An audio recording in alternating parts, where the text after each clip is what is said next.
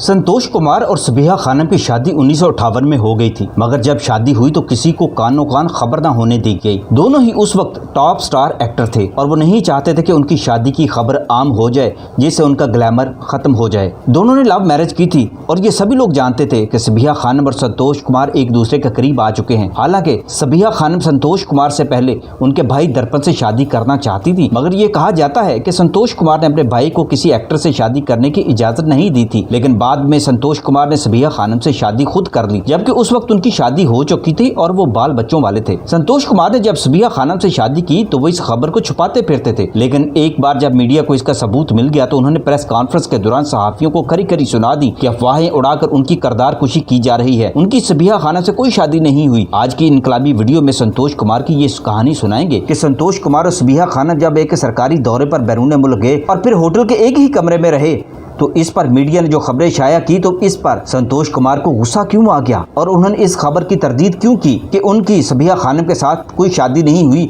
और ना ही वो होटल के एक कमरे में रहे हैं। फिर मानसहेरा के जंगलों में शूटिंग के दौरान सबिहा खानम की तबीयत खराब हो गई तो गाँव की एक लेडी डॉक्टर ने बताया कि ये तो मां बनने वाली है। तो संतोष कुमार ने इस पर भी मीडिया को झूठी खबरें फैलाने का जिम्मेदार करार दिया था और ये कहा था कि ऐसी बेहुदा बातें करके मीडिया सबिहा खानम का करियर तबाह करना चाहता है। जिन दिनों संतोष कुमार और सबिहा खानम की शादी हुई उसी दौर में यानी 1958 में एक फिल्मी वफद बैरून मुल्क गया तो संतोष साहब और सबिहा खानम भी उस वफद में शामिल हो गए। उस जमाने में यूरोप की आमदोरफ्त इतनी आम नहीं थी, वहाँ से खबरें भी बहुत कम मौसूल हुआ करती थी। फिर भी सहाफियों को खबर हो गई कि उन दोनों की शादी हो चुकी है तो इस पर खबरें शाया कर दी गई। संतोष कुमार और सबिहा खानम ने खबरें पढ़ी तो उनकी परजोर तरदीद कर दी। यूरोप से वापसी पर फ्लैटिस होटल में एक प्रेस कॉन्फ्रेंस हुई तो इसमें संतोष साहब और वफद के दूसरे अरकान ने भी अपने दौरे के तासरात बयान किए और बताया कि इस दौरे से पाकिस्तान की फिल्मी सनत का एक नया इमेज डेवलप हुआ है। आखिर में सवाल जवाब की बारी आई। मुख्तलिफ सहाफियों ने सवाल किए तो एक सहाफी ने सवाल कर दिया, संतोष साहब आपने अपनी और सबिहा खानम की शादी की तरदीद कर दी है, मगर आप दोनों ने तो शादी से पहले ही हनीमून कैसे मना लिया? संतोष साहब ने सुना तो हैरान हुए,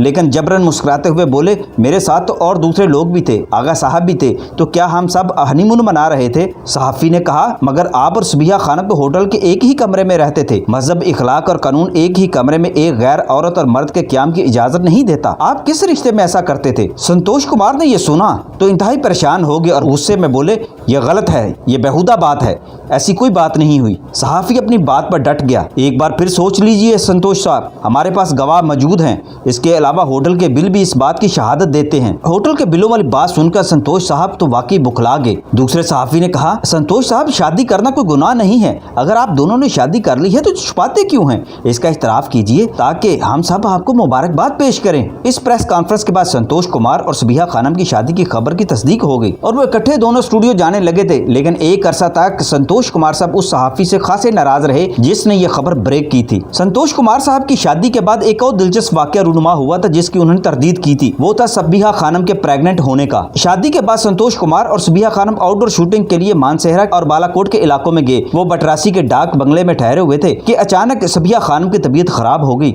आसपास आदमी दौड़ाए गए, बड़ी मुश्किल से एक लेडी डॉक्टर की खिदमत हासिल की गई। लेडी डॉक्टर ने सबिहा खानम के इलाज किया और जरूरी अद्वियात और हदायत देकर चली गई। इत्तेफाक से ये लेडी डॉक्टर एक सहाफी के दोस्त की बेगम की बहुत बेतकल्लफ दोस्त थी। लेडी डॉक्टर ने अपनी अहमियत जताने के लिए अपनी सहेली को सबिहा खानम के इलाज का किस्सा सुना दिया और साथ ही राजदारी में ये भी बता दिया कि सबिहा खानम तो मां बनने वाली हैं। सहाफी के कानों तक भी खबर ये उनकी बेगम के जरिए से पहुंच गई तो उन्होंने चंद दिन बाद ये खबर ब्रेक कर दी। इस खबर का लगना था कि फिल्मी सनत में भूचाल आ गया। फिल्मी सनत और फिल्म साजों के लिए खबर तो एक एटम बम से कम न थी। हीरोइन के मां बनने का मतलब ये होता है कि फिल्म साज तमाम नुकसान बर्दाश्त करेगा। जब संतोष कुमार साहब से इस खबर की तस्दीक के लिए राब्ता किया गया तो उन्होंने साफ इनकार कर दिया और तरदीद शाया करा दी।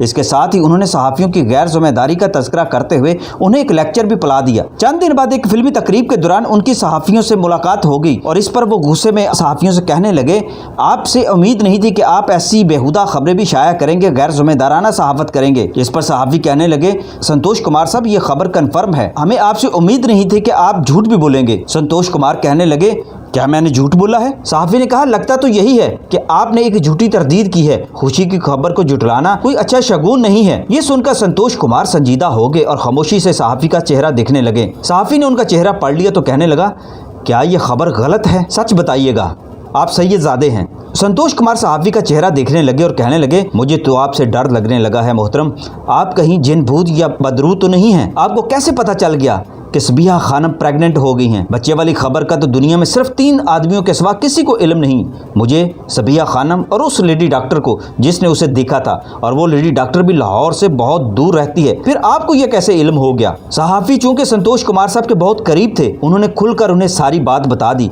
इसके बाद संतोष कुमार कहने लगे, बस बात तो ठीक है, मगर अब आपसे एक ही दरख्वास्त है कि इस खबर को आप मज़ीद न फैलाएं और ख़ामोशी इख्तियार करें, और मैं भी अब इसकी तरदीद नहीं करूंगा बल्कि खामोश ही रहूंगा। 4-5 महीने के बाद खुद ब खुद सब लोग सारी बात जान जाएंगे और सबिहा खानम पर कोई क़यामत नहीं टूटेगी, क्योंकि आप जानते हैं कि एक हीरोइन का मां बनना कितना बड़ा नुकसान का सौदा समझा जाता है। उनकी फिल्में मुतासर होंगी और फिल्म साज अभी से परेशान बैठे हैं। नाज़रीन, फिल्म की दुनिया में ऐसे वाक़यात रूनुमा होते रहते हैं। बहुत सी हीरोइनें ऐसी हैं जो माँ तो बन जाती हैं लेकिन कानो कान खबर नहीं होने देती।